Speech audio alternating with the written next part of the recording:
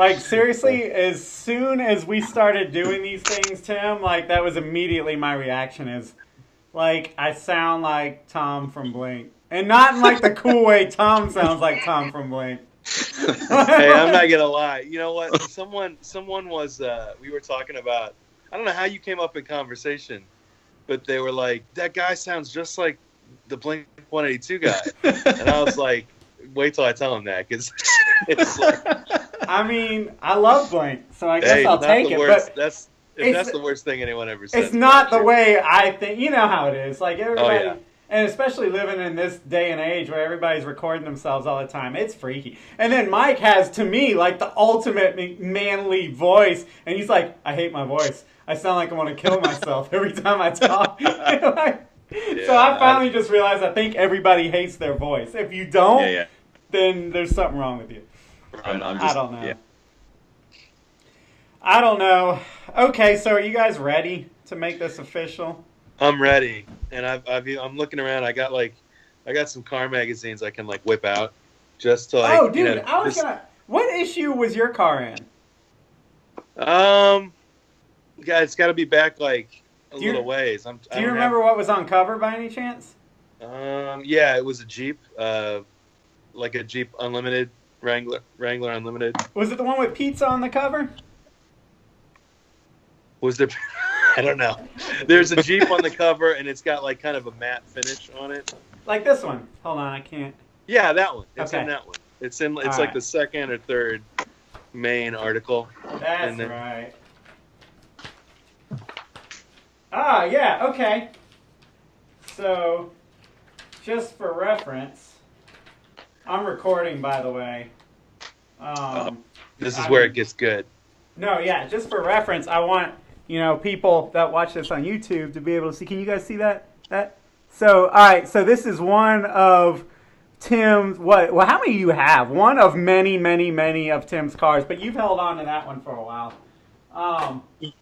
Yeah, I don't think that one's getting sold. At least not anytime soon. Yeah, that was a. So, I feel like this podcast is one where I'm just gonna sit here and you're gonna talk, and I'm just gonna kind of listen to your wisdom. Because so I guess I want to listen to that. That'd be. I want to listen to someone's. I want to listen to your wisdom. I want to listen to that podcast.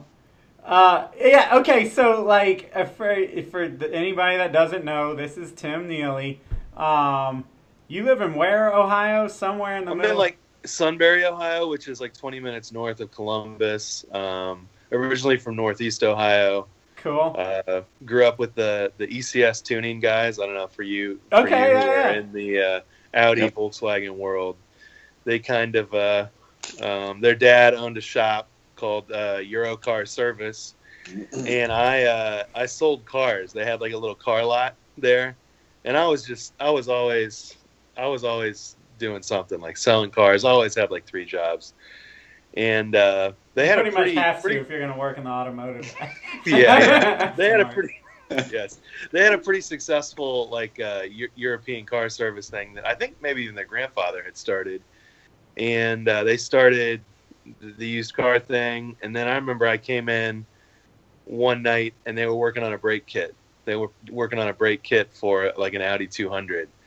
And they were like, "Yeah, we want to do a mail order thing for brakes." And I was like, "Oh, that'd be a sick business." Next thing you know, they're multimillionaires. So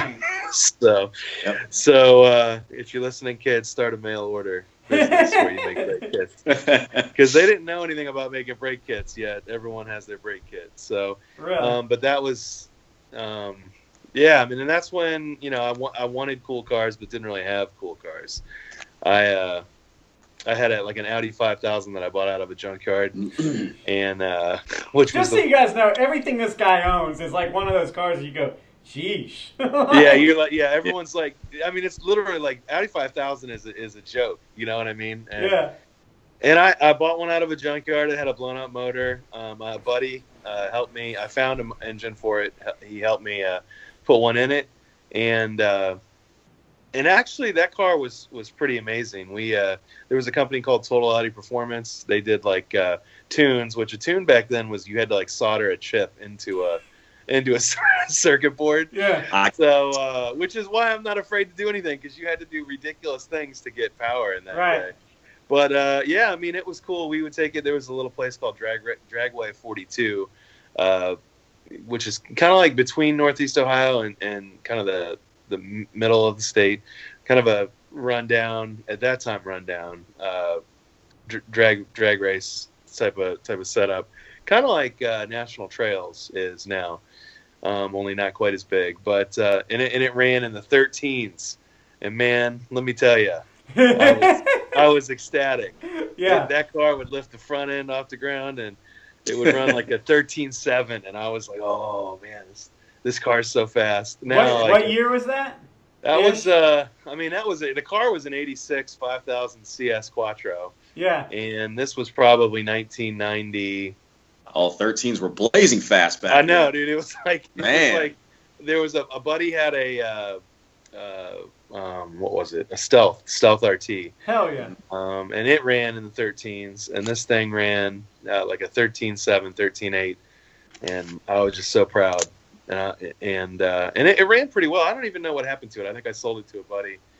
But that was sort of the beginning of really feeling, you know how it starts. You know, you buy some car that someone's like, man, that'll never run. and then you're like, you know what? I'm going to spend every dollar in my wallet for this car. Kind of like my hair, huh? People are like, you won't do dreads. I ain't even going to argue with you about it. It's like, oh, yeah? And now you have the greatest dreads. Watch this. Yeah, okay, so...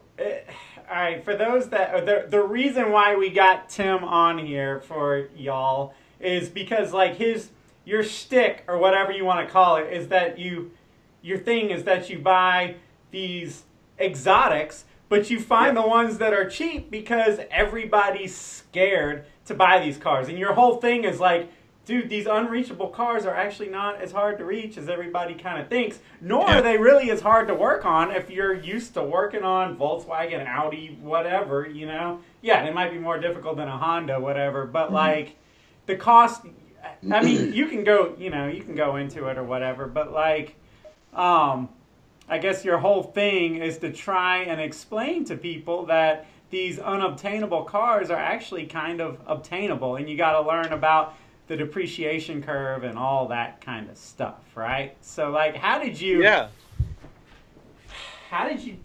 You started with what, an R32? When I was 18, I went to a financial advisor, and because I grew up pretty poor, and it was pretty important for me to not remain poor. Yeah. So I wanted to talk to someone about like finances and like how do I get my finances right.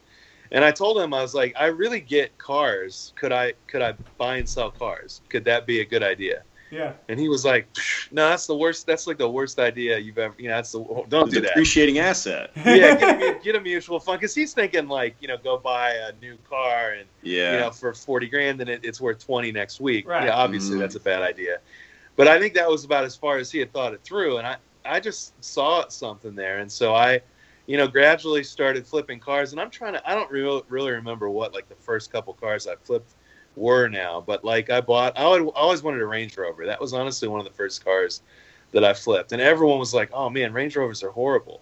But I bought this car at an auction pretty cheap, and I don't remember what I paid for it now, but and I doubled my money on it. So then it was like, I want to buy this, this thing and that thing. I'm great at this. I just started doing it. You know what I mean? Because no one really said, I suppose someone told me you couldn't do it, but like usually when people told me I couldn't do something, it ended up being like something I really should do, or that ended up working out pretty well. So, so I started buying and selling cars, and I realized that, I don't know, you kind of like, when you really like cars and you buy magazines and you read everything about cars, like you inherently know, you just know, you just know like what that car costs new, and like as it depreciates, you're like, ooh, I can afford that car now, and you kind of understand. I don't know, at least I came to understand the depreciation curve of cars and when the right time to buy was and when you could kind of get out, and so by doing that, I've made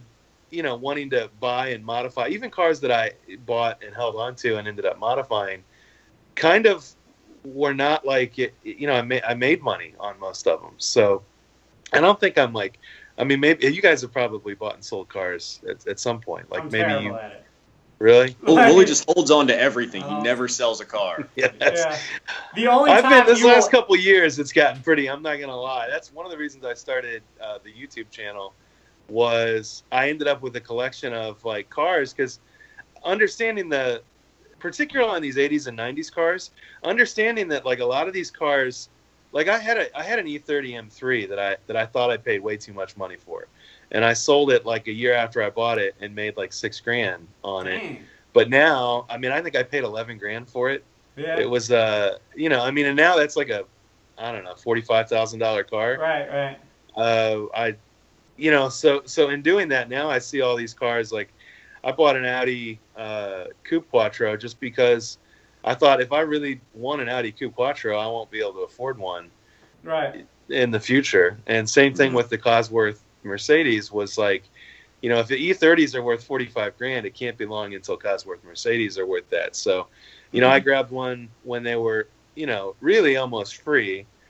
And, and so now I've kind of turned that into a little bit of a, I wouldn't say a business, but I mean, it was a business for a while. I mean, I had a car dealership for a number of years, but after I started P3 cars really kind of took over. P3 gauges really took over my life in a pretty big way. Yeah. It's because when you start a company like that, you kind of got to throw everything into it and grow it, and that worked out well. But it also made some money, and with that I just kept buying cars. So I ended up with all these cars, and I kind of had to position myself as a car collector to even justify it to my wife. Right. So I started the YouTube channel so it would give me some credibility as being like a, I do have a car collection. So this isn't just a game, honey. This is business. Right. But I'm working. Come on. I made money on the 911, and what 911? It was a 996, and again, I mean that's one where if you read, the hype. In the era of forums now, we kind of like every car has an Achilles heel. Right. And 996s, I mean, everybody knows IMS bearings on 996s. You don't even know what it is. You hear it like till you're blue in the face. It's like, 2% or 2.5% of the total cars produced actually have a problem. Yet, if you list one of those things for sale, you have to address that issue. So. Forums. But see, that very issue makes the car obtainable to so many more people. Yeah, right. You've just got the balls to, confront it. Yep. And I'm telling you, if you buy a well-maintained car and if you do oil analysis, that's like a known issue. So you can kind of watch for it. I mean, it's not something that's going to creep. Yeah, and it's fixable and pretty cheap. I mean, we've got a guy that lives next to me that. All he does is builds 911s, like restores vintage race cars. He does like a full clutch flywheel IMS bearing for 996s. It's like with labor, it's $2,800 or something with the clutch. And I mean, to do a clutch in whatever car you've got is going to be, even if you do it yourself. I mean, a clutch and a flywheel is going to be $1,200 for most performance cars. Yeah. Yep. So it's not like we're talking crazy. That's what I always tell my buddies. Every complaint about the 996 is like an opinionated dumb one. Like everybody's like, oh, but that's the one with the ugly headlights. Those are the same people in 10 years that are gonna be like, that's the one with like the kidney shaped headlights. That's the one, and they're like, oh, that's like the first of the water cools. In 10 years, they're gonna be like, that's the first of the water cool. Bye. It's like all these, and then you have the IMS. Well, yeah, that's fixable. People are like, oh, the interior's lame. Old Porsches have never. I got a '79. It's not a gorgeous interior. That's not what it was about. It's like, and especially the 996. It's a 1999. Like that's what the interiors were. Like I don't know what these people are expecting. Right. But I know. Well, okay. So I got a question. What would be, without giving away all your trade secrets, like what are some of the wild card cars out there that you would be like, man, why are people not? I can't believe these things are this cheap. People are forgotten they exist. They're not considering them. Well, I think a lot of the cars, low mileage AMG cars with the anything 55. Dude, after I read your article the other day, me and Mike were up till like 1 a.m. We're like, so what the hell is a Mercedes? I'm definitely gonna buy a CL55. See, dude, I have put Mercedes out of my head so long ago that I don't know what the hell all these different, I've just. And that's the thing. I'm guilty of doing exactly what so many people do, which is I've just written them off.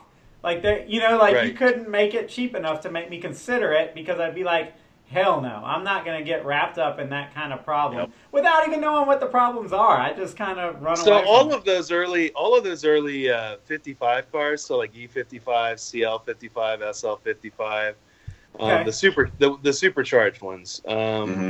They make like 500 horsepower. So they're monsters. They're crazy monsters, and they're pretty much, and they're bulletproof. I mean, they're hand built. They're over-engineered, forged internals, and the transmission that they come with that everyone is like complains about. Well, it shifts a little slow. Dude, they do like 300,000 miles. I mean, they're it's a great for an automatic. I mean, it is an automatic transmission. I mean, I think for every car, there's a different, personality type. I mean, I think right now S2000s, low mile, clean S2000s, buy them now because any of these cars that are getting like really, really, that are hot to mod. Yeah. Eventually, you just can't find stock ones. Right. You know what I mean? Yeah. And the S2000 is actually a pretty good just car. Especially the AP1. It revs to 92 or 9300 RPMs. It's the shifter is like one of the best shifters on anything. I just bought an M5 E60 M5 because, and I hesitate to. I'm about to sell it, so I hesitate to tell you what I paid for it. But it's pretty ridiculous. What if you look at you could look up wholesale on that car is under $10,000. Right now. Are you serious? It's 500 horsepower. 7-speed SMG or 6-speed manual transmission. It's got 3 gallons per mile, right? Like in mileage. Yeah, it also has like the world's smallest gas tank. So like mistakes were made. Mistakes were definitely made. But still, it's badass, huh? It's literally, that V10 came, when BMW was in. The V10 era is like the most glorious Ferrari, BMW, Sauber, Mercedes. That era of F1 is like kind of like, if you're into cars, that era of F1 is like, I think, the modern golden age of F1. Yeah. And I think, the fact that V10 was sort of developed through their Formula One program and heavily detuned to make only 500 horsepower, it's pretty freaking fantastic. You just got this thing last week, right? And you're selling it this week. So I'm shooting a video. I'm shooting a video with it this week for Tim's Enthusiast Garage. Yeah. Basically to sort of, because there's a lot of things to know about that car. I mean, I'm not saying every car has some shortcomings. That car, there are some things you should look out for, and it might not be, sort of a car for everybody in that it's. It could be expensive to maintain, but that's what I was going to kind of get at. Like at the same time, though, it's essentially $100,000 car that is, they only made 19,000 of them worldwide, total production over the whole lifetime of the car. So it's a rare car. If you look where like E28 M5s and E34 M5s and like even E39 M5s. E39 M5s are now really low mile ones are, really creeping up fast. I mean, that car is going to go back to where it's almost where its sticker price was at some point. And if you look at like E30s and E28s, a lot of those things have 150,000 miles. So, here's a car that as long as you maintain it and love it, you're paying less than 10% or 10% of what it costs new. I'm looking at it as, okay, you can afford to over the next, if you drive it for 2 or 3 years, if you throw, budget some money to maintain it. It's if if you want that car. I'm not saying that's where I fear for our readers and myself, because these cars get so cheap that you can afford to buy them, but can you afford the first problem that comes up? You know what I mean? Like, you said you can get those cars for about 10 grand. Your first minor problem could cost a third of that. You know what I mean? Like, And this car, the reason I bought it was it just had. This car was purchased by someone who spent all of the money sorting out a lot of those issues. Yeah. And I think that's a good. I think that's a good car for someone. What are the issues on that M5? Because I'm sure there's somebody listening now that's going. So it's an early CAN car, so everything talks to each other. You know what I mean? Instead of like electrical connections. Yeah. There's a lot of communication between computers. Silly fault codes and stuff like that is the problem for almost every car in that early CAN communication era. That car has 10 individual throttle bodies, like individual throttles, and the actuators on those is one of the things that fails.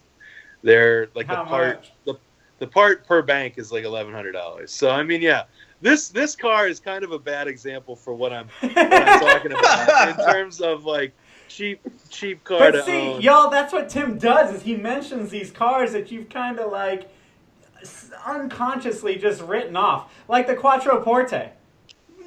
Honestly, Quattroporte. Thought about Quattroporte is a great car. And you had me online the other night looking at damn Maseratis. You should. They're so cheap. I'm telling you. Listen. So in the BMW, there are faults that can pop up, and because it's a German car, it will enter the car into like wreck your life. Reduced power mode. You must visit the workshop. The Italians are not like that. Yeah. The Italian, if it senses a problem, it's like, no big deal. It might throw up a little code, but it's like you can still have the full power. You take all the having the fun. So that car, I'm telling you, I bought it real cheap. Again, less than 10% of the sticker price, new. And that was with what, 40,000 miles or something? Yeah, 40,000 miles. I've put. So y'all, like, he's buying a car with less than 50,000 miles for 10% of what it cost new, which was 6 digits, right? I mean, I have the window sticker. It's like $127,000. $120,000 car for 10 grand. I mean, like, those Maseratis are insane. They're almost worthless. They're like freaking... I have two. I have a Quattroporte and I have a Grand Sport. The Grand Sport is and if you watch my video on it, if those get much cheaper, seriously, very few things fail on that car that are expensive. It's very heavily over-engineered. I've spent zero money. I'm not even making that up. I've spent zero money on the Quattroporte, other than doing an oil change and oil analysis. I usually do oil analysis on cars just to kind of make sure, you know what I mean? Like, make sure rod bearings or any sort of impending doom, particularly, you know what I mean? I mean, just to be safe. No, I don't. I don't do any of that. I just change the oil and no problem. Yeah, which is cool. I mean, I own a lot of cars, so I get you get a little paranoid. You get a little paranoid. Yeah. So how does that kind of depreciation happen? I mean, that's an insane amount of depreciation. Well, first of all, we live in Atlanta, so we understand the Quattroporte type of buyer, right? Like, when these things are new, you gotta have it because it's new and it's a show-off car. And then after 5 years, nobody wants that shit. You know what I mean? And then on top of that, the people that do are smart enough to know to run away from it because of the maintenance. So literally, the bottom falls out. The person that bought that car new doesn't even want it 3 years. No, And for me, it's like, the Pininfarina styling is very attractive to me. The Ferrari F136 engine is... Yeah, say that again so people know. It's a Ferrari... Yeah, the Ferrari motor. The Ferrari F136 engine. So good. I mean, the sounds it makes are... seriously, so I got this car. I went and picked up a buddy. And he's got numerous cars. He's got a GTR, like a new GTR. He's got several like interesting cars, and we're going driving in the Quattroporte, and he puts the window down, and we go under a little underpass, and it's like, oh, the sound of angels singing. And he literally was like, oh.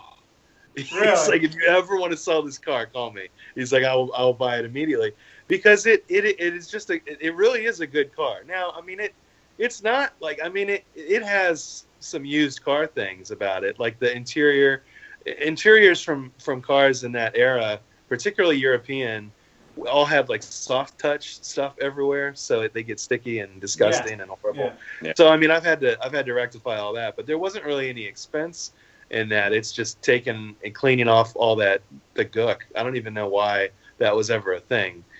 But because when it was new, it's like the Volkswagen stuff. When they're new, you're like, oh my gosh, this is all so soft. I know, this feels great. And yeah, now I wore it out. Yeah, it sucks after the heat cycle or whatever. But I mean, that car, I definitely think. And then, I mean, if something breaks, take that engine and swap it into a whatever. You know what I'm saying? Like, if the engine breaks, put an LS into the freaking Quattroporte. The thing is, that engine is not going to break. If the rest of the car breaks, put the engine in a Honda. I think that engine would be fantastic in a Honda. I mean, I think, and for as cheap as they are, I'm on a bunch of different forums with those cars, and guys will buy, now that they're so cheap, will buy them just to part them out.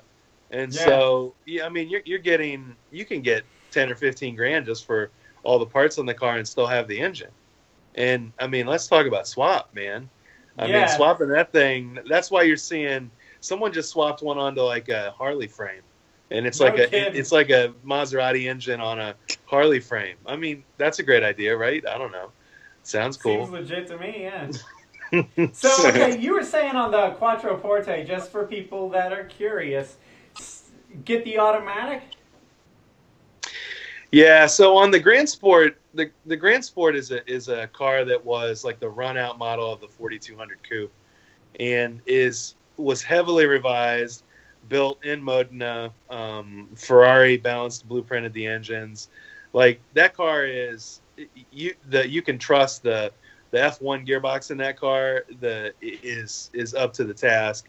In the Quattroporte, they tuned it so that rich businessmen that bought them new, it would feel sort of like an automatic transmission, which is super bad news if you know anything about how a clutch operates. So they go through clutches like crazy. It's called the Duo Select in that car, and you should avoid that. I mean, I think, and Maserati purists would probably hate me for that, but like people that just want to drive cars and have a good time would love me, because seriously, the ZF automatic is the same one that's used by AMG and all the AMG cars. It can handle 600-700 horsepower. This car only makes 400. So it's at 40 or 50,000 miles, you've got another 100,000 miles even before you need to change the fluid. So I mean, I think it's a great car to enjoy. I mean, some people might want to do that, but some people might not. I think the M5 is more of a car to flip. I think the M5s are a car that it's really cheap. If you've always wanted to drive a V10, I think now's the time to buy that, enjoy it for a little while, and flip it. I do feel like the M5 is the kind of car that could be potentially ruinous if you were trying to, you know what I mean? Like, I just shoot you straight. I mean, I think the buyer for that is probably not, someone who wants to experiment and dip their foot into the well of the exotic or whatever. But I'm serious. I think the Quattroporte is. Other foibles are like, I mean, the electrical system on the Quattroporte. When you look at how the battery is connected to the car, some Italian got real drunk when he designed that, because there's a whole bunch of stupidity, and so I did add an extra ground strap that goes directly to the body, because I'm not even sure if it's grounded. It's so poorly designed. Why can't they figure it out for generations now? Because I seriously think they ask themselves this question: does it look beautiful? Yes. Does it sound beautiful? Yes. Does it go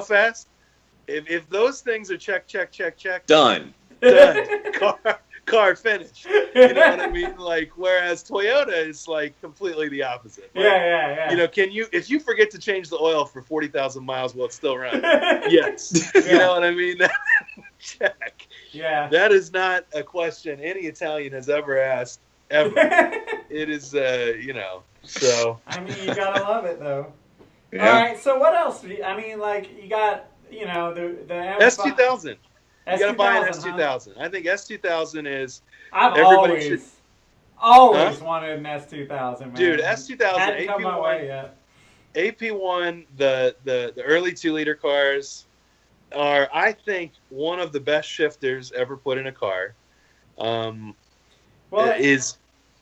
They're historic because at the time they made more power per liter than any other production car before it or something like that. Yeah. That's that kind of stuff that, you know, in 30 years is gonna pull money at the auction. I think it's a hugely collectible car even already. Yeah.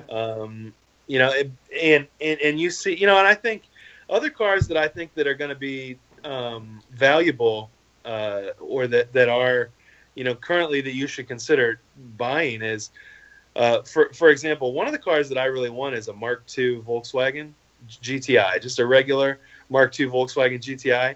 Bro, good luck, because every one of those cars has been VR6 swapped or stanced or whatever else. Yeah. So if you want to find a GTI, so I would say cars like, that's why you're seeing like just EG hatches shooting up in value like crazy, right? Yeah, because there are none.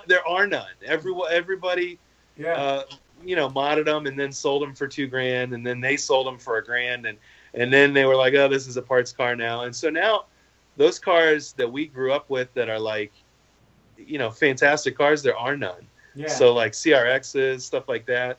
I mean, that's the kind of stuff you can buy if you stumble upon like a one owner CRX, Yeah. bro. Immediately you got buy. a place to store it, yeah.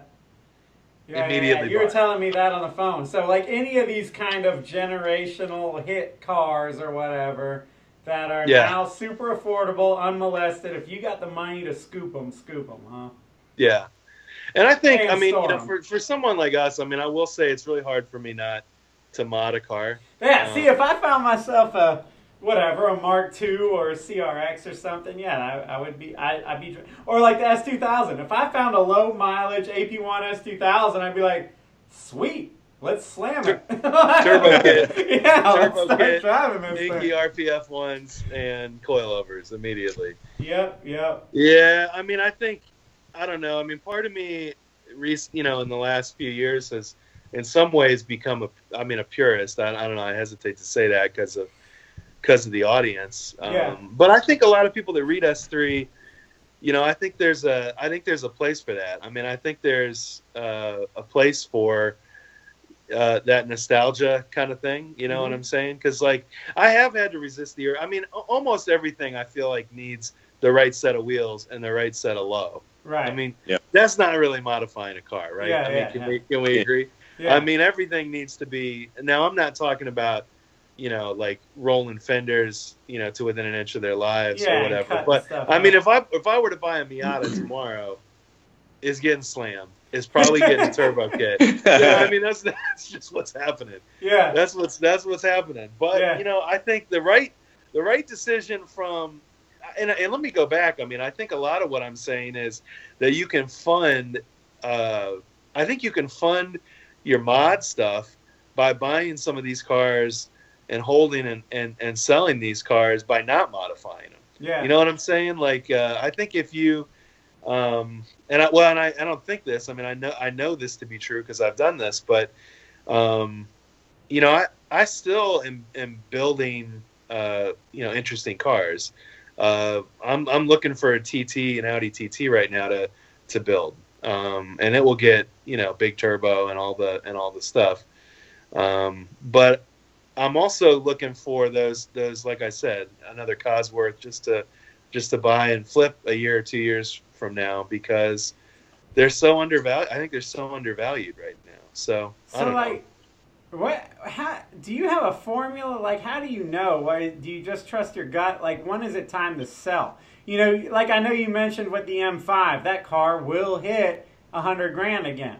What makes you decide not to hold on to it till that point? Like, how? So I think you just have to be. I have friends that are. I mean, I guess the reason I ask is because I would hold on to everything. I'm really bad about that. You know, like I'll never cash out. You know what I mean? Because I think there's a right time to do that, and I have a friend that is not really not an enthusiast like we are, but is more of he's like a semi-enthusiast car dealer. Like, he has good taste in cars, right. But he's really a car dealer. And he gave me some wisdom once, and he was like, look, everything's always going to be worth more than it is today. But the question is it worth enough for you to part with it? So I think for me, when air-cooled cars started going through the roof, I had an RS America. And, like, I figured I did not see that car being worth $200,000, like now. Yeah. And if I had, I definitely would have kept it. So, I mean, you kind of can't – I mean, it's impossible to read some of those trends. But when that car, went to the point where I could make $15,000, I mean, it's a big profit. I mean, like, yeah, you could make more, but if someone's gonna buy, that's why I sold this last 911. Was like, someone offered, our 996 is gonna go up, absolutely, clearly, but I'd had that car for 5 years. I kind of felt like, I mean, at some point, could I have kept it forever and just willed it to my children? I mean, absolutely, and that. And they're probably going to hate me for not doing that. But at some point, you have to say, I think I was made an offer that was significantly more than what I paid for the car. Mm-hmm. And now I'm on to the next couple things. Well, and you got to keep the cash flowing, right? Like, I mean, me and Mike learned that when we were doing still hood shift knobs and stuff. You got to keep it moving. Move the inventory. Like, you got to keep it moving and keep the momentum going. So, yeah, it's something like you're doing where you're always buying and selling. I totally get it. You know what I mean? You got to be able to do that. Yeah, like, what would you do? At this point, go ahead. To get personal, I got a 79 911. I got it before the prices got ridiculous. I got, lucky and got it cheap. Like, at what point would you cash out? My problem is... on air-cooled cars, I think if you still own an air-cooled car and you want to own an air-cooled car, you probably shouldn't sell it. Yeah, because my personal situation is if I sold the car... I couldn't buy it again. Yeah, you know what I mean? Because they keep going up, and I'd be like, and I think that's the answer to that is, I mean, if, like, for me, like, 911s are worth what 911s are worth. I mean, like, you have to say, would you pay $50,000 to get that car again? And for me, the answer is probably not. I mean, I don't think because I like air-cooled cars, but, I mean, to me, the ironic... dash that was around for 35 years or whatever it was. Mm-hmm. I mean, to me, that's just like, I don't know. And Porsche was really poor when the 993 came out. So I think part of why the 993 kept all the original 911 crap was they didn't have any money to develop anything else at that point. Yeah. So, like, I think some of the stuff that people are in love with on the 911, like the floor hinged accelerator pedal and stuff like that. I mean, yeah, I mean, you can be like, some of that is just, ooh, we engineer it until it's perfect. Some of it is like, there's no Deutschmarks left. It's going to stay floor hinge. You know what I'm saying? So, and again, purists are probably like, I hate this guy. Yeah. But, I mean, yeah, I don't think if you can't ever justify paying, X amount of dollars more and you currently have that car, and it is, I mean, a 911, air-cooled 911 is a pretty special car. I mean, I would say you probably shouldn't sell that car. Well, and for me, the cars I'm talking about, like 996s, are going to still kind of go up and up and up. And, I feel like I can still get another 996. So selling that is a no-brainer. At the same time, so I don't know if that answers your question. Well, for me, the 911 SC, that's my childhood. Literally, I grew up in the back of one, So, like, having it is more than just a car. It's the smells and everything like that. Yeah. Like I was telling you, was I telling you that before we were recording? Like, the wheels on my 911 are the same wheels that were on my dad's car when I was growing up in the 80s. Like, the same set of wheels. You know what I mean? I don't think you ever saw... You just answered your own question. I mean, I don't think... for those of you guys listening, this is so full circle shit. But, like, you know how, like, the 911 turbos have the little guards on the rear fender? Everybody knows them. They're the shark fin guards or whatever. Like, when I was 9 or 10 years old, I remember being in Jacksonville and my dad held him up. We were in the garage and he was like, should I put these on my car? Because he still has an 82 that he bought in 83. So that was the car I grew up in. And he was like, should I put these on here? And me, being the racer that I am, even at 8 years old, was like, yeah, put them on there. They're black and they're cool. Yeah, put them on. And he was like, I don't know. And he stuck them in his toolbox. And then, 25 years later, I had a 911, and I went and grabbed them out of his same toolbox and threw them in my car. So for me, selling the 911 would be tough because, it's like letting go of my whole freaking... And everyone listening to this podcast should be, shedding tears right now. I'm like, that's such a... I mean, yeah, you shouldn't sell that car. I mean, any car that you have... That's why people are always like, why don't you put, some 18s on it? And I'm just like... No, but I do think at some point... Well, here's the thing. Let me break it down like this. I was just talking to my son. I mean, I think the irony for car guys is that in order to have the cars we want, we need money. And a lot of stuff in the automotive industry, like owning a magazine...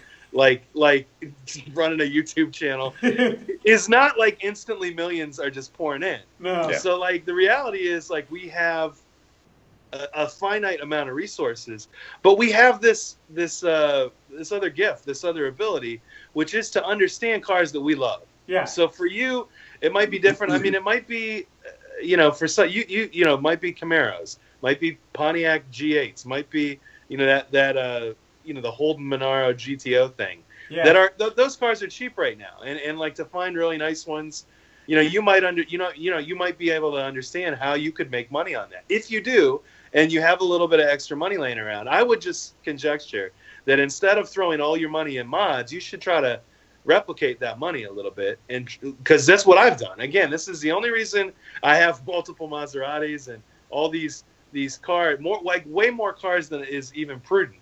Yeah. I mean, seriously, it's too many. However, all of those cars are appreciating. I mean, I have multiple right-hand drive minis. I have all these cars that I always wanted to own. Well, I've got them, and they're just kind of they're ticking up in value and ticking up in value. Right. And I would just say that, I mean, if you really want to put a nasty build together, and you're like, well, I want to do independent throttle bodies, and I want to whatever you want to do, you want to gold plate your subframe and do a lowrider, whatever it is you want to do, whatever you understand, the commodity. I look at cars as kind of like what we're talking about is like a commodity, and understand that these cars are way undervalued. If you end up with the last whatever it is that's really clean and no one else has it, and you're emotionally connected to it, there's probably someone else that's emotionally connected to it. Yeah. You should buy those cars. And I mean, for me, it is not like Chrysler Crossfires, or it is not like 1940s cars, or it is not 1950s cars, or it's 80s, the stuff 90s. 80s and 90s stuff. I didn't really like 300ZX, when I was growing up. Now all of a sudden, I'm fiending for 300ZXs, dude. I want an 86 digital dash 300ZX so bad it hurts. And now I'm seeing all these for sale, locally at these little car lots. I'm about to be the 300ZX king, man, and I'm going to buy all these things and then sell them 5 years from now, or even 5 months from now, for 20% more, 30% more. And then what's the deal with the Z31? It is one of the ultimate iconic 80s wedge-shaped defining cars, and yet nobody gives a shit. And the tuner everybody's all S13. Dude, it is an awesome car. I drove one. A guy brought one in for one of my businesses is an auto spa, so we do paint correction and that sort of thing. Yeah. And this guy brought one in, and dude, I was shocked how awesome the car was. Really? The digital dash, amazing. The shifter feel was way better than I remember from the one that I must have driven a ragged out one, back in the day. But even the noise that it made, I mean, the turbo, the turbo whistle and stuff was hot. I mean, the car is hot, and it's light, and it feels sporty, and it's kind of small compared to modern cars. And why people aren't all over that car? Why that's not a $35,000-$40,000 car? I mean, dude, I think they're $600 all day long down here. It's are you serious? There's a seriously nice one. I'm gonna go. I'll tag you in it. when I posted on Instagram. But there's an 86, and I don't know if it has a digital dash, but it is a turbo. And if it has a digital dash, I'm buying it. But dude, that was like when I was 10 years old. I was like, that's gonna be my first car. Like a white, I didn't know it was a Z31, but like a white 300ZX turbo. And I remember my dad, I lived in Jacksonville, and we went to a dealership, and I remember him going, holy shit, that's like a $30,000 car. I think they were like $28,000 even back then. Which is crazy. Like, you have a freaking Porsche for not much more than that. Yeah. Right. Yeah, so yeah, they were expensive, but I don't know. To me, they're just iconic looking 80s cars. And that's a good example. I mean, that's a car that really, until recently, you know what got me into that car is I bought an R32 Skyline. Yeah. And all of a sudden, I've got freaking Nissan fever, JDM fever, it's literally a disease. I mean, I'm on all these websites, like. Dude, I've got a 94 Pathfinder that you would just... Oh, I know. You shouldn't slam it. You should not slam it. Nah, I'm not going to slam it. Don't slam. I need to buy a set of good tires that'll total it. I want a K-Van, and I want, like... man, I got JDM fever I got it bad. Really? I'm serious, man. I'm not even. You just looked at the camera like Doc Brown. I'm like dead serious. Like all of a sudden, FD RX-7, I need. Yeah. Like this 300ZX, I need. All of a sudden, I don't know what's going on. It's just like weird stuff. R32. Like that happens, R32 is a hell of a car. Really? Is it? Is it really a hell of a car? Like I've never driven one. I've always just been like, people just like it because we couldn't have it. You've never driven one? Never ridden in one. You got to drive it, dude. For that era, and again, I mean, I own a bunch of stuff from the era, so I can kind of baseline it against like the Audi and the Mercedes and this other stuff that it's supposed to not be as nice as. Yeah. Dude, shifter feel, amazing. Build quality in terms of like the drivetrain and stuff, amazing. Power delivery, again, relative to the era, amazing. And you can, they baseline the Porsche 959 on that car. You can see it in the spec with the twin turbo and the six-cylinder, the all-wheel drive. It is unreasonably good. I mean, literally unreasonably good. Like the only thing that I'd say, Japanese cars in that era kind of had like really, really bad. Some of the interior pieces were just horrible in Japanese cars in that era. In this car, I mean, the dash is not nice material. Yeah. There's some of that stuff, but other than that, it is like you got to drive it. It's shockingly good, like shockingly good. That's cool. Plus, you can ride the slide all day, and that thing. And I'm a sucker. I'm a sucker for sideways. So yeah, that's awesome. Yeah, man. Hell yeah. I'm trying to think of what the hell else I want to ask you. Well, we started with the M5. That was a horrible decision. Now everyone's scared to. Now my whole premise of like good cars you can buy cheap, that probably wasn't on that list, but it's ridiculously cheap. And if you want, I'll tell you, man. So Wooly told me that you were gonna be on with us a couple days ago, and like he said, we were up till like 1-2 in the morning. You have got me all of a sudden obsessed with these AMG Mercedes. What about Mercedes? I've never given a shit. My mom had a 82 240 diesel, not a turbo one. But like that banana yellow 240 diesel, and ever since then, I've just not cared about a Mercedes. Well, yeah, that is the worst. That's like everywhere else in the world. My dad got it. That is the taxi. Yeah, it's literally Matchbox made a taxi version. Yeah, of that car. it is a taxi. Here, I think that I don't know. I mean, that is definitely before the era where I just got one of those as a trade-in on something. And it's crazy how much people love those cars. I do not love those cars. But when you get into the AMG, the proper AMG era, every one of those cars has a charm, I think. So, like, what's the personality? Like, okay, so the personality of the BMW M5, the V10, is it's a badass car, but you're going to have to take it to a dealer for everything that's wrong, right? And it's going to be expensive. The personality of the... If I'm reading this right, it's going to be the personality of the Quattroporte is kind of a little bit hot roddy, but from an Italian perspective, you know what I mean? Yeah. like you said, you can keep it running, right?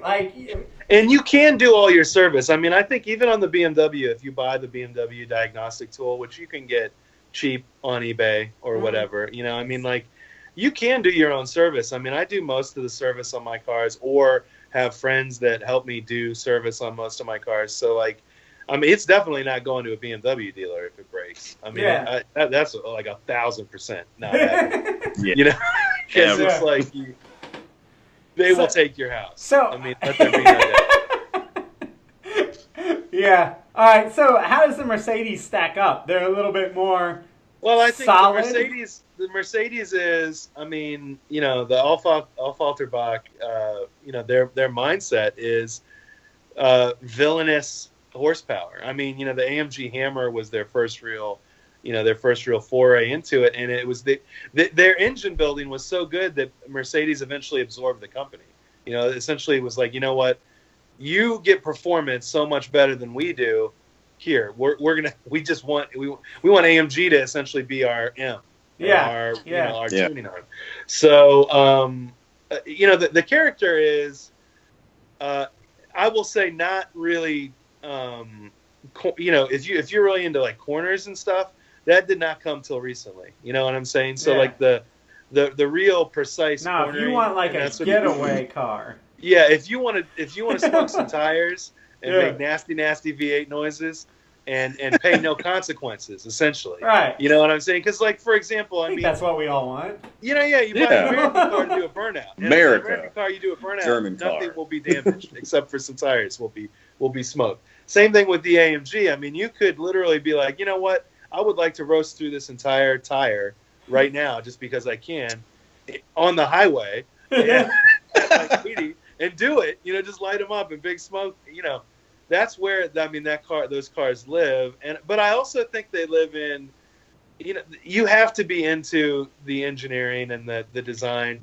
Unfortunately, this era of AMG coincided with Chrysler's acquisition of, so there are some cheaper parts, and there are, you know, some of the cars are better than others. And I mean, I think you need to go into it kind of, you need to get passionate about it. You know what I'm saying? Because if you're staying up till 1 a.m. researching it, then that's the right call. Because if you're just like, oh, Tim mentioned a car, I'm going to go buy it, that would be the wrong call. Because you're going to buy something that you're not familiar with. You're going to be scared of it. Like, if you're going into it and you're like, man, Maserati, I heard those were crazy. I mean, I guarantee if you buy it going into it like that, it will be crazy. Yeah. And the first weird thing that happens, like, will set you off, and you'll be like, I knew it. It's going to be $1,000. Fucking Tim, man. Get me into shit. Just a bastard, you know what I mean? Fucking guy. That's not the right call. You know what I mean? But I do think, you know, doing the research like you would on anything else, I'm not trying to make like a whole bunch of people. These freaking dudes, you know, that Reed S3 can keep rotaries running and DSMs on the road. You know what I'm saying? If you've got an Eclipse, I need you to add up your receipts. Yeah. You have $75,000. You do. You know what I'm saying? Yeah. You just two of them do. never And ran. that's kind of where I'm at. Is like, for me, you know, buying this Maserati, I mean, I've had so much fun. Everybody, I tell you what, WRXs, I think, are the natural. They just have, when they see a Maserati on the road, they have to smoke it. So I cannot tell you how many enjoyable runs I've had with bros vaping in their WRXs up to like obscene like speeds. and it is, and every time they're like, you know, they slow down and they're like, oh, that was just fantastic, because they think, you know, like I'm some rich guy or whatever, and I was, you know, like, and you know, that is really not the case. I just realized that I couldn't invest $75,000 in an Eclipse and feel good about myself and sleep at night. Yeah. So, and I've said before, I mean, the thing that really kind of sent me on this path was I bought a B5 S4, which everyone dreams about because, well, maybe not everybody, but you know, that was one of the first in that early 2000s. That was one of the first cars where you could make, like, with bigger turbos and stuff, you could make 500 or 600 horsepower. Yeah. I was on the quest, man. I was on the quest. I literally dropped like $25,000, and then it broke.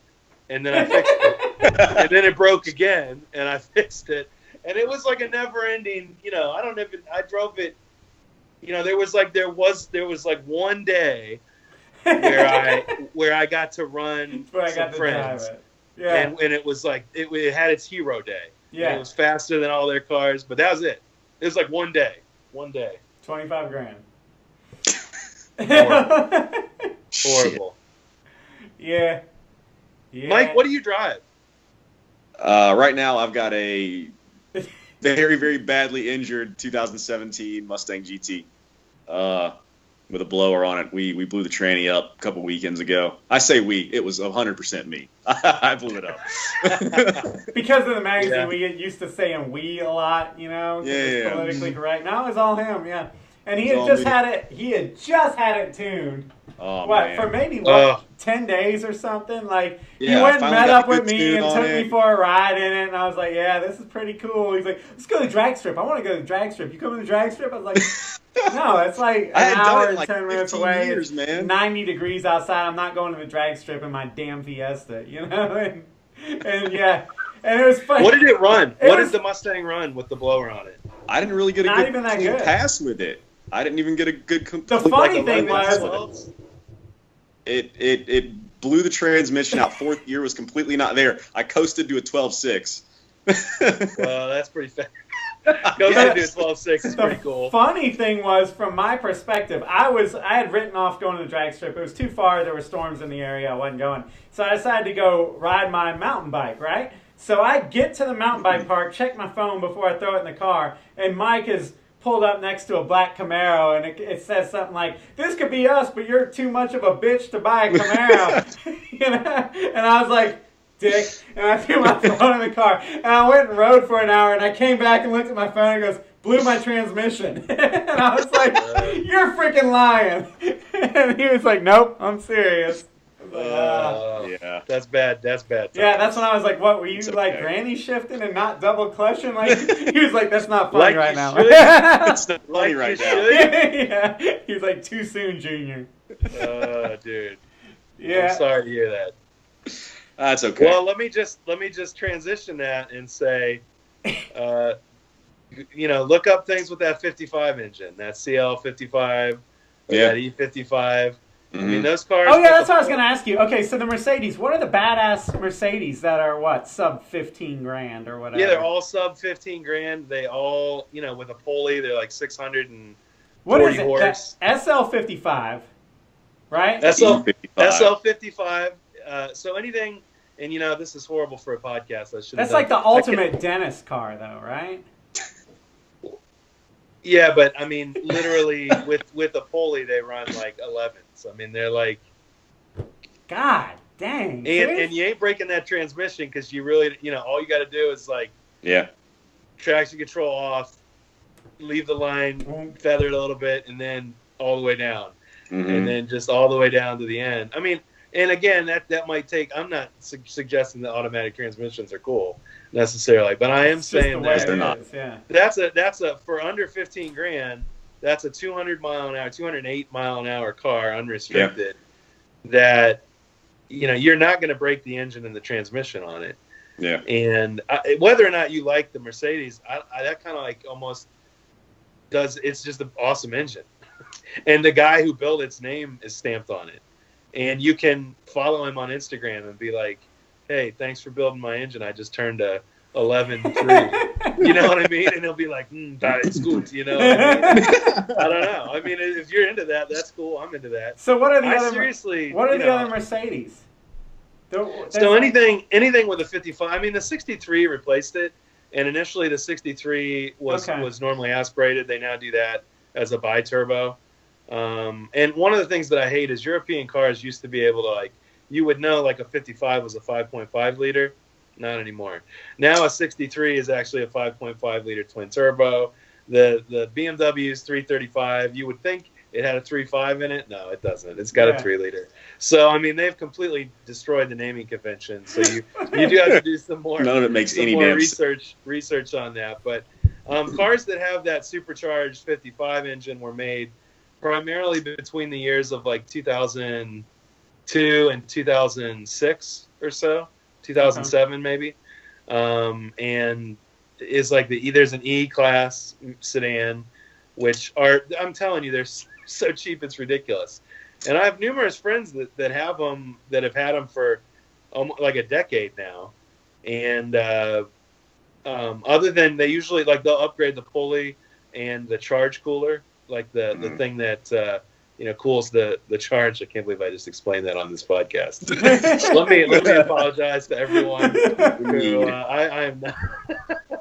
Clearly, everyone understands what a charge cooler is. Yeah. I apologize. It takes the air.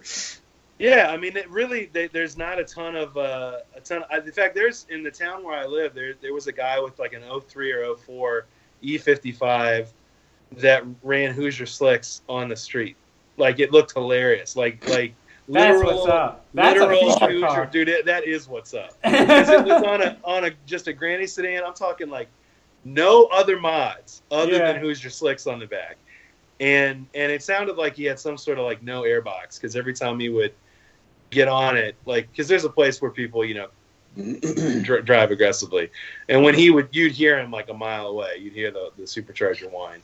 But and mods, honestly, upgrades for those cars aren't, again, I mean, if they aren't that expensive, relatively speaking, and maintaining the car, I mean, again, because it's a kind of a tuner car, you have like an aftermarket for it. Like a lot of the like the pulley upgrade with the tune is like $700. So it's a billet pulley, it's the belt, it's the tune, and it's a piece of software. So you download the software. It comes with like the connector to the car. So I mean, it's like, I mean, even in like Evo land, that's you spend the same money. So $700, and you essentially pick up what, 130 or so 130 horsepower.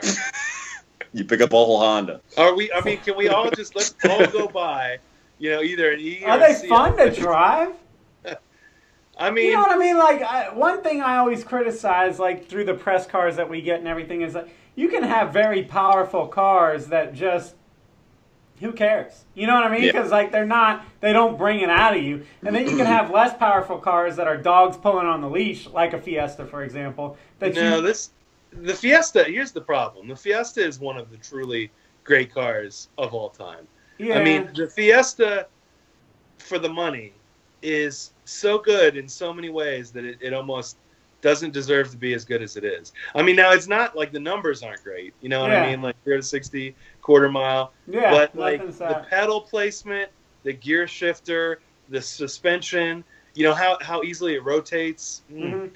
There's so many good things about that car. None of those things are good in the AMG cars. They're great cruisers. They're hammer great, down when you're getting on the interstate. They're great blow people's doors. Straight line. They're great off the line. They're great on the highway. Yeah. They're great. You can post 200-mile-an-hour videos on your Instagram. I mean, all those things are great. Got a family. No, you know what I'm saying? Tim made me buy a Mercedes. No, I'm in jail. Here's the thing, though. One of the weak spots is cornering. That era, they didn't tune the cars specifically because they were more luxury cars. That shit's lame. It was all about going 200 miles an hour on the autobahn. But like, there are like 5 to 6 companies that make really, really nice coilover setups for that car. There's companies that make sway bar, setups, and like, you can make them pretty sweet. I don't know. I mean, and at the end of that era, the 06, 07, when you get to the end of that era, is when they really started focusing on the suspension, and is when it became more of a well-rounded car. But again, I mean, let me just reiterate the fact that, relative bulletproof transmission and engine, 600 horsepower for between $5,000 and $15,000. Between $5,000 and $15,000. You know what I'm saying? Like, what else? I mean, your only other option is what? Vet, and not even vet. You can't be getting that 500 horsepower. I mean, but what I'm saying, GM in general offers some major displacement type of power like that, but what are the early like Camaro SS's, like the Generation 5? What are those selling for these days? No, it depends on how you're buying it. Like a Gen 5 from a reputable Chevy or mainstream dealership is going to run you 20 to, let's say 18 to 25. Yeah. You can go get one at the corner dealership for a little bit less. And that's like a 340 horsepower, 350 horsepower. Yeah. That's a LS3. That's the great thing about those Camaros is they're freaking LS3s. So immediately supercharging it. Yeah. I mean, your aftermarket is infinity. You know what I mean? Like, it's a great setup, great engine, great transmission. Yeah, and I'm not trying to argue with that at all. And if you get that and that's your thing, I mean, you should definitely do that. I don't know. I don't feel like it's my thing, but I want to find out. It's 1,000% not my thing because of this. I might get into trouble on this, but who cares? Nobody's listening. Yeah, good. That's great. It's just us guys. Camaro and Corvette owners. Yeah. Traditionally. Yeah. Are not hanging out with me. Let's just say that. You know what I'm saying? Are like. But that's kind of appealing to me. Like, I love it when I can defy the stereotypes of a certain car. Yeah, if you honestly. That's why I'm like Mercedes, huh?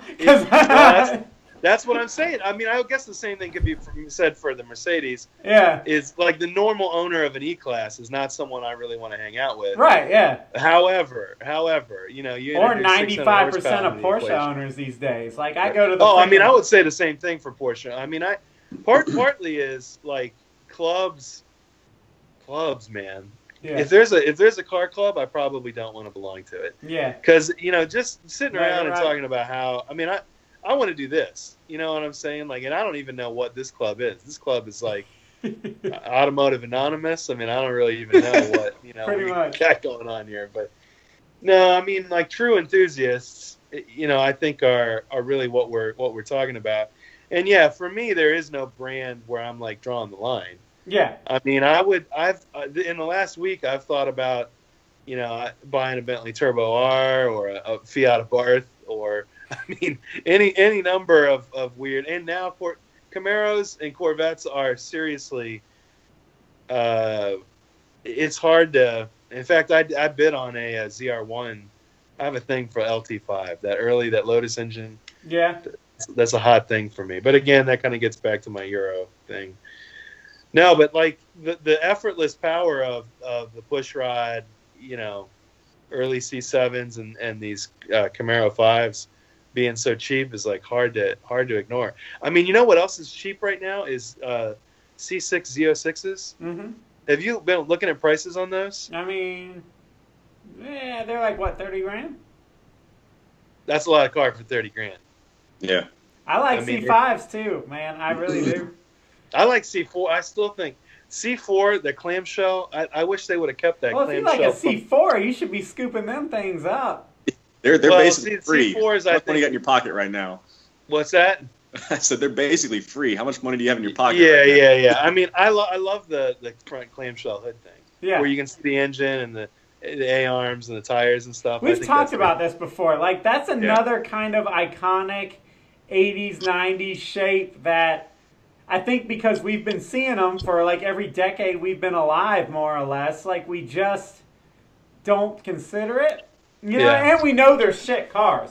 But at some point, it's like, yeah, whatever. They're shit cars. Who cares? Like, they're freaking cool. They're definitive of an era, you know? Like, literally, Aries Ks are trading for like $6,000. I think it's time for C4 Corvettes to be not $6,000. I know. You know?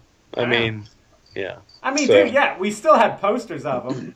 You know what I mean? Like, I like the C4 Corvette. I mean, I would do a C4 ZR1 or a later. I'm bad with my Corvette stuff, but whatever the later 96. Is that a 97?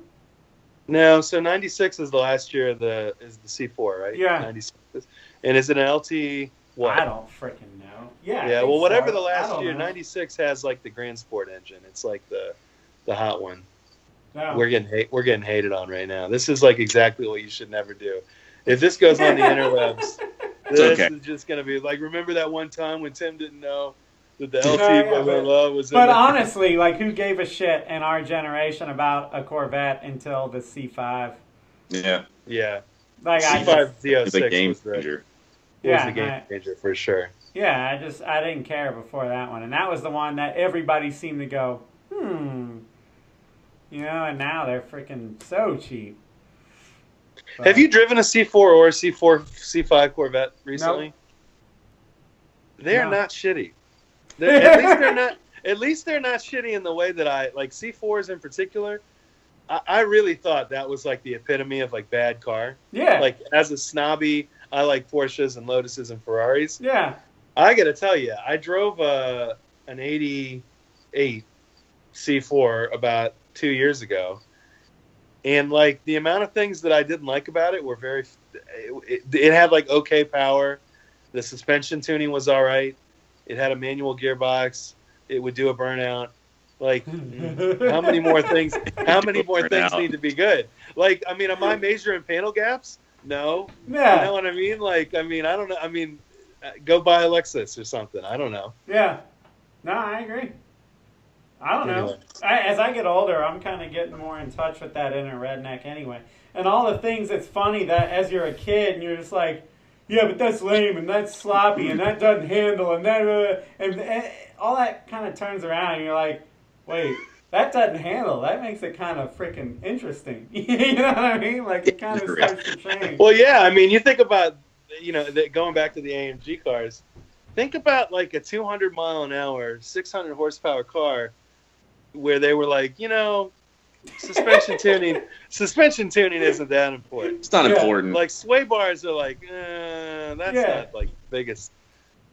That's pretty freaking bananas, you know, to me. So I don't know. I like it. Mike, I'm sad about your broken Mustang. Will Ford? Yeah, because can you get any S3 Ford love? Like, nah, man, they're not down for the cause. It doesn't seem. Ford has kicked us square in the nuts at least 5 times now. That's just horrible. Have you driven a GT350R? Yeah. No. GT350, yes. GT350R is like the truth. I don't care if you're into tuner cars or German cars or whatever. Okay, just the GT350 was like the ultimate. Dude, like I just fell so in love with that damn car. And then I drove it right before Ford said they weren't making cars anymore.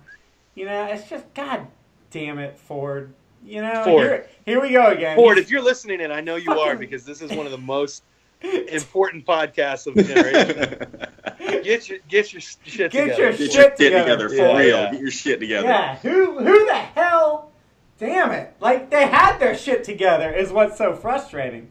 Like, their shit was together. Like, they were winning whatever game is going on right now. And then for no apparent, obvious reason, they just went, that was fun. See you. We're not gonna do that anymore. I mean, seriously, the Focus RS, amazing car. The Fiesta, amazing car.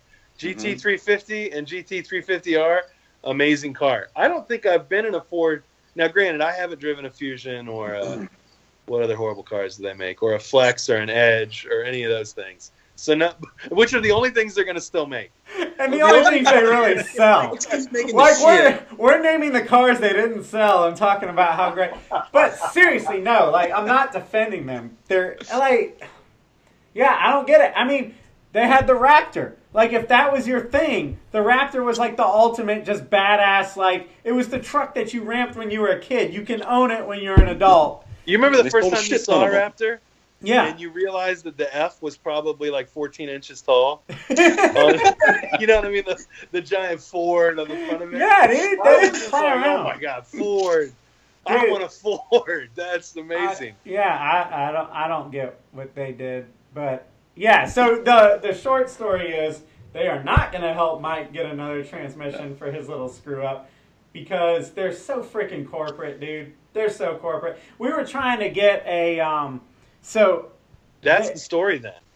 You know? Yeah. And while Ford is so corporate and will undoubtedly transfer Mike to some generic email black hole thing because that's what they've done to me, we were trying to put an EcoBoost in a Miata. All I wanted was a 2.3 head from Ford. Like, you know, we were doing this in the magazine. I went and bought the car. I took it to St. Louis.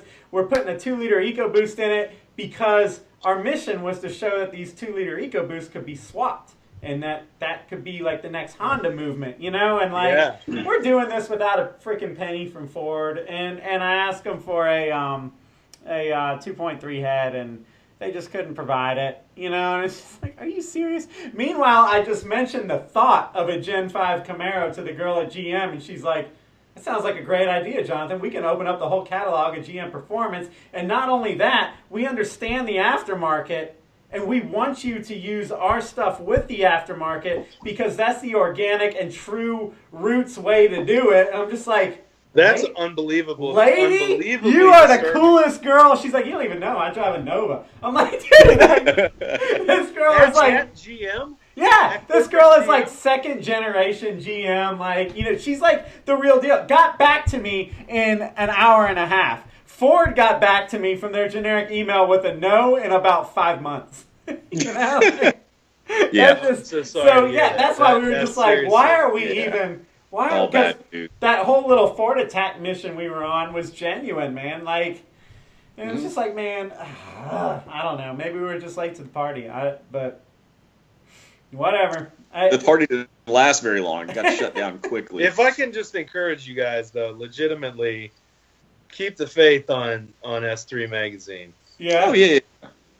It is. Mike's like, yeah. I'm like, you think we should? We don't have a choice. It is the truth. I mean, like, there's very few magazines Period. that I legitimately love. Yeah. I don't know. I mean, I can't even believe the Ford thing is blowing my mind. Did they see your Ford Focus? I, honest to God, don't think... We have one contact at Ford, and aside from that one contact, I don't think anybody at Ford is even... Did you work it at SEMA? Did you try to get the contacts? You can't work it at SEMA because they've got a barricade. It's like freaking Sparta of people that... It is the most ridiculous booth at SEMA every year. Funny story. This is hilarious. I'm probably going to get in trouble, but I don't care. The guy from Ford offered us stickers. Oh, yeah. like we walked up and he's like we were talking to him. He knew like we were from us. He was like, here you go. And Yusef was like, what's this? And he goes, it's a sticker. And like Yusef's thinking like, oh, it's gonna get us into like some sort of like it's for a party later. Sweet after party. Nah, you can put it on your car. like they're just like I don't know, man. Right now, Ford is their own worst enemy. They just really are. So, I don't know, but we both drive them, you know? Like, Mike, do you have every gear? Well, Mike drove one. What's that? Do you have every gear except for fourth? So fourth is completely gone. Nothing happens in fourth. Third is on the way out, and so is fifth. So I basically have to go first, second, sixth. That's how it works right now. I more or less graduated from UGA with about that average. Oh, that's horrifying, man. Yeah. It's bad. It sucked. The worst part is the car has not even hit 3,000 miles on it yet. Well, but you did double the horsepower, so the mileage isn't the main factor. Still though. But, you know, I mean, the thing is, even if Ford could send another transmission and we got lucky because we have a magazine. Blow it up again. Like, what's the point? Yeah, you know, he's going to have to build it. Is it a fleet car or? No, it's he went out and bought it car. Oh. Yeah. That is truly the worst story I've ever heard. Well, and what we feel bad about, like, as journalists, if you can even call us that, is it's like, you know, like, we can get the supercharger and the supporting mods through the magazine because of the magazine, you know, and all of that. If some dude was trying to do this, he would be in a world of just... oh, man. Yeah. I mean, like, you know, because... And that's the problem with the Mustang crowd. It's called bankruptcy. It is. I can't tell you how much pretend money I've thrown at this car just because our advertisers have been so good to us on this build. Well, and this is stereotyping, but it seems like when you're messing with those modern domestic V8s and stuff, you know, a lot of times it's guys that have gotten some sort of check, if it's the military or they've been gone or whatever, and they come back and they hear dang, if I get this Mustang and I get this supercharger, I'm going to make 700 horsepower. That's what I want. First of all, that ain't true. Like, there's a lot of Mustang guys that really don't seem to know a whole lot about tuning. You know what I mean? Yeah. Like, they kind of bolt on like and then they... all of them? It's like all import guys were in the 90s where they're like, well, it said if I put this Iceman intake on, I got 20 horsepower. So my car came with 170 and plus 20. You know, it's like that. In the Mustang world. But yeah, like, I mean, we're sitting here adding this up, and it's like, dude, if some dude had just bought a $30,000 Mustang or whatever it is, and then put a, $7,000 supercharger on, then realized he needed, the tuner, and that's another $1,000, and then realized he needed injectors and this and that, and then had it tuned, which is another $1,000, and then gets it on the road and blows the transmission. Well, and don't forget, we had it on the dyno for like 3 pulls, and then it toasted the clutch. We had to get a $3,000 clutch. I would just like to bring this full circle and let everybody know could have had 3 Maseratis. You can buy an M5 for under 20 grand that has 500 guaranteed horsepower. Yeah, and you can take it to the track. All right, Tim, I've got a job for you. I need you to go out and find me a car that's such an amazing car and such a good deal that I sell this freaking Mustang and get whatever you're pitching. That sounds like a tall order. Actually, that sounds interesting. I'm up to let's some make tests. let's make an article out of that. I mean, we can ditch the Mustang. I took my broken Mustang and bought Tim's harebrained idea of whatever crazy car you decide. Now I'm stuck with this German car that yells at me and doesn't run. Any of those AMG cars with a $700 pulley and tune, and run an 11 with the AC on while you're having a conversation with your wife, and then go and then do a celebratory burnout. Yeah. Well, and the funny thing, the freaking truth of it here is that a lot of the reason Mike went with the Mustang is because it's supposed to be like solid. You know what I mean? Like, this thing was meant to go fast. It's meant to be modified. I was tired of breaking imports. Sick of breaking imports. I'm going to go buy a Mustang and just freaking get this done. And he breaks the shit out of it. Losing fourth gear, losing the transmission seems like, I don't care how much power you add to it. Because those cars are supposed to be like over-engineered like crazy. Everybody always says that MT82 transmission is glass from what I've read a lot of. I could be totally wrong on this. This is another thing I shouldn't say on recording, but isn't it the same as the 6-cylinder? That's what I've heard. I don't know. It's the same one they've been running in the GT since like 2011, I believe. But pretty much, it's not so much launching it that kills the transmission, but high RPM shifting. Which, I was doing that, but no shit. But, I don't know anybody that that's is buying a apparently Mustang what does it. with a, that's not doing high RPM shifting. I mean, this is a crazy conversation. Yeah. Oh, I better shift at $5,000. Oh, The right call. Yeah. Oh, well. But how great is that GT350, though? That was like all really great. The best things about America mixed with all the best things about VTEC. Really great. In one car. Really great. Yeah. I will say that having seen a bunch of those cars now, there's some hilarious fit and finish issues with those cars. We had one come in that had literally a fingerprint in the color of the base coat that had been clear coated up. It had been totally clear coated over from the factory. We had another one come in that the guy had, I don't know if he just hadn't opened the passenger door, but it was a GT350. It was blue. You open the passenger door, they had not even painted the door jamb. Door jamb was still metal. Wow, really? That made it out of the factory. I mean, that passed inspection. That was like, ship it. I think the Italians from the is it good looking? Yes. Is it fast? Yes. Ship it. Damn. I don't know. I mean, a couple months ago before Ford started kicking us in the nuts, and even still, the GT350, dude, it just excited me. It's just an exciting, it's a menacing looking car. It's badass. It's fun to drive. When I had one as a press car, I was passing some guy in a 997, in Atlanta. And it was exactly the stereotype 997 driver that looks like he's coming home from getting his manicure or whatever, you know, and like the car's gray, and I roll up on this guy. They're all gray. I roll up creeping, you know, pulling up next to him on the interstate. He doesn't look over, you know, and I don't know if it's because he's a snob or he just doesn't understand cars. But it's like, I was sitting there thinking, that's the problem. Like, that's why I would rather have this than a 997, is just because of the attitude of the car, you know? It's just, it was really fun to drive. I dig it. I mean, I would do But one. see, for me, the problem was it wasn't just the car. What I had bought into was the whole attitude of Ford. You know, like it was all of it. It was just which was all a lie. Yeah, it was all a lie. It was all a lie. Freaking lie, man. That's some crap, man. I don't even know what to say about that. I don't know. I'm hoping it'll be temporary. But we'll see. Why don't you get one of them Ford Flexes for the magazine? Yeah. Great. That is one of those cars, though, that in like 20 years I'd like to scoop up and like screw with it. You know? A flex? I mean, a bag flex? Yeah. I'm down to I'm just not trying to spend like 40 grand on it. Yeah. I'm down to spend $4,500 on a flex in about 2 years. Yeah. Yeah, true. Here we go with that hardcore depreciation again. Oh, I love it.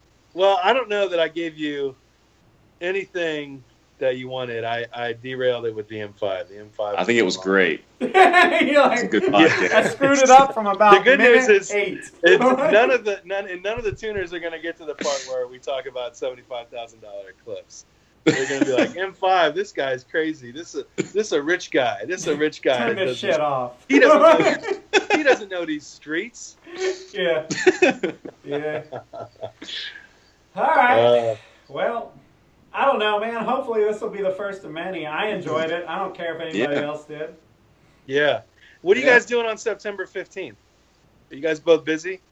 I am going to be getting ready to go to Hawaii if I'm not in Hawaii. Nice. I got a kid due on the 20th. Why? What's going on? Oh, congratulations. Thanks, cool. man. We're doing this Motor Vice show. Oh yeah. So we're stoked about it. If anybody's still listening, tell them about it. 80s and 90s themes, dressed to match your car, Midwest. Yes. It's gonna be fantastic. This is the worst plug ever. Where is it? The plug, and the last 3 people will hear this. So, yeah. But if they're still listening, they're definitely coming to it. It's funny because with the podcast, half the people are like, love the podcast, but they need to be longer. And the other half are like, love the podcast, they're too freaking long, man. Yeah.